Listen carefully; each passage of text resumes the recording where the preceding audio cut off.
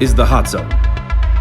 Engaging with the news in a whole new way, international war correspondent Chuck Holton brings insight into areas of crisis and lets you help those affected.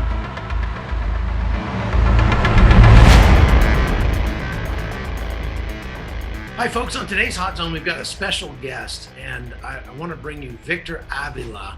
He's a former ICE agent, and he's got an incredible career working for our country, and actually just about gave the ultimate sacrifice. And I'll let him tell the story. Victor, thanks for being with us. I really appreciate it. Thank you, Chuck. Thanks for having me. Yeah, well, tell me a little bit. First of all, just give us the 2-sentence rundown about your career, who you are, and then we'll delve more into what you did for ICE and that sort of thing. Yeah, I'm a retired ICE Homeland Security Investigations Special Agent. My specialty was dealing in mostly in human trafficking investigations, a lot of drug trafficking, arms trafficking, and human smuggling investigations as well as money laundering. Dealt most of my career in the border and of course in Mexico. And 10 years ago in 2011, my partner and I, Jaime Zapata, and I were ambushed by a Zeta cartel on an assignment on Highway 57 and between Monterrey and Mexico City, where we were ambushed and shot at over 100 rounds. And Special Agent Jaime Zapata tragically lost his life in the line of duty. I was shot 3 times and miraculously survived that ambush. And so I wrote the book, Agent Under Fire, about that incident, and also stuff that we're going to talk about today is border security and what we're going through right now. And I've dealt with this for many, many years. It's not new to me. It's new to a lot of people, but I try to bring that expertise and kind of sound the not the alarm, but maybe it should be the alarm of what's going on, because it's affecting us in every corner of our communities. Right. Yeah, for sure. Well, tell me a little bit about the lead up to the shooting with Jaime Zapata, and what your career was like, and what brought you to that place in just north of Mexico City. For me, it started, I was in El Paso at the field office in El Paso doing narcotics investigations, human smuggling, then moved into human trafficking, was heavily trained on that. Initially, I opposed that type of assignment. I wasn't familiar what even human trafficking was, and became very, very much as an expert in that and doing those investigations. Then in the middle of all that, I was leading the human trafficking task force in El Paso, and there was an opportunity to go serve on the other side of the border in Ciudad Juarez. This was 2008 when Juarez was the most dangerous city in the world. They were having about 350 homicides there a month. And I got to go serve there, and it really opened and broadened my, investigation skills and really dealing and seeing more than just your local investigation and broadening these investigations into these organizations. And that assignment in Juarez led to my permanent assignment as a U.S. diplomat accredited permanently in Mexico City to the ICE office over there. And so my family and I, we moved over there, and it was an incredible time as far as work. The most I've ever worked in my life. I still had an idea that it's going to be a diplomatic post. Well, maybe, but in all intents and purposes, we were really working hand in hand with the government of Mexico, literally doing a lot of on-hands work when it comes to all those things that ICE and Homeland Security Investigations investigates. In my case, I was leading the Global Trafficking in Persons Initiative, taking down organizations, human trafficking organizations in Mexico that was bringing victims to the United States, all over the United States, women and children. So I was very successful in doing taking down a lot of these organizations, rescuing a lot of women and children from these horrific conditions. And then here comes an assignment in 2011.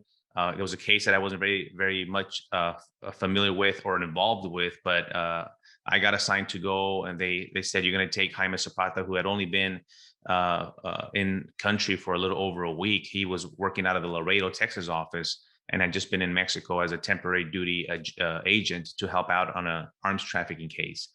And we get sent to go pick up some equipment from our counterparts, our ICE agents from the Monterrey office. We met halfway between Mexico City and Monterrey. We drove about 5.5, 6 hours, met up with them, picked up the equipment from them, which is large boxes, surveillance type equipment used for another case, a big money laundering case. And on the way back, at this point, Jaime was already driving, and two SUVs full of Zeta cartel members forced us off the road to the right shoulder, conducting a rolling roadblock. And 8 shooters come out and ambushed us, basically shooting over 100 rounds at our armored Suburban. There's a lot of chaotic things that happened within there. My window was rolled down a couple of inches. Were able to introduce an AK-47 and a handgun by my head.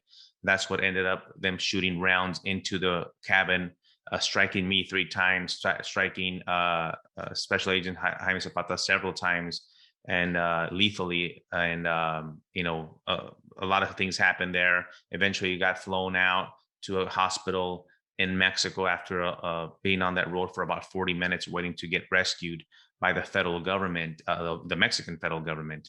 And so you can imagine, it's a big traumatic event.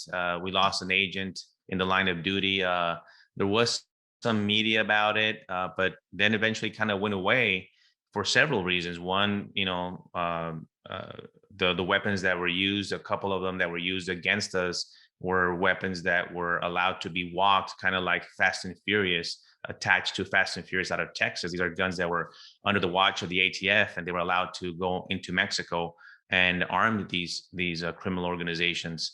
And so maybe because of that, it didn't blow up. And so as a survivor, I wrote this book to not only inform people of what, the memory of Agent Jaime Zapata and his ultimate sacrifice to our country in protecting our homeland, but also tell the people about my expertise and what I've done in trying to secure our border, and talk and lay out plans for solutions of what we're actually seeing a lot of today in the chaos and crisis that we have as you and I speak right now. So I've just come from the U.S. southern border, and then from there went to Colombia and tracked the extracontinental migrants who are coming through the Darien Gap up through Panama and all the way up to the United States. And I've seen that there's a pipeline of people, and that pipeline got empty more or less over the time of the COVID crisis, but now it's filling back up again. And that pipeline is not just full of migrants. Tell me about how human trafficking comes in when it comes to that pipeline. Most of the people obviously coming up through there are coming voluntarily, but is there some element of human trafficking in that, at least in the way you would consider it?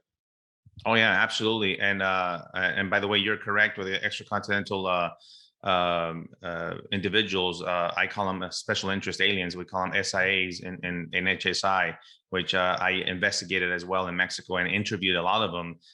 They were there back then, they're there now. And we're talking about people from, as you know, Bangladesh, Somalia, Yemen, all these countries that have possible terrorism ties to these individuals. They're there. And by the way, they're coming in right now, exploiting and using these vulnerabilities at our border to come in with these caravans and try to seek asylum through there. But yeah, there is human trafficking. Not all of them are human trafficking cases. Most of these people, as you know, come voluntarily to seek asylum, but they're all going through the cartels. And that's the big difference now, is that cartels have taken over. We used to have the human traffickers and the human smugglers and the drug traffickers. Well, that no longer exists. It's not now all the cartels. You will encounter the cartels. You will have to pay the piso, the plaza, the quota to them, whether you're going to turn yourself in or not. These people are paying $3,500, $4,000 a head to even turn themselves in to seek asylum. And so we know that there's a lot of unaccompanied minors coming in as well, children. Again, not all of them trafficked, but there's an element of trafficking as well, because this is what's happening. There's a mass amount of people coming in and doing that, and it's leaving the rest of our border wide open. And I just posted a video of a few days ago of a semi-tractor trailer being offloaded near San Antonio, Texas, of dozens and dozens of illegal aliens coming off, mostly males, young males, because they didn't come in and seek asylum. They're still being smuggled into this country. And that's where we see the trafficking. These trafficking victims are being smuggled initially, but they become trafficking victims when they're exploited, mostly for the sexual slave trade. And that's what I concentrate on in my career. And so we see these people from kids from all ages, teenagers, women, young girls, boys, that are placed in these horrific conditions. That is still happening, and it happens in between the ports of entry through these smuggling ventures. So we can't ignore that illegal activity is still happening, and there's still people that want to come in here undetected. The Hot Zone is produced by Amy Holton and Livefire Media. Copyright 2021.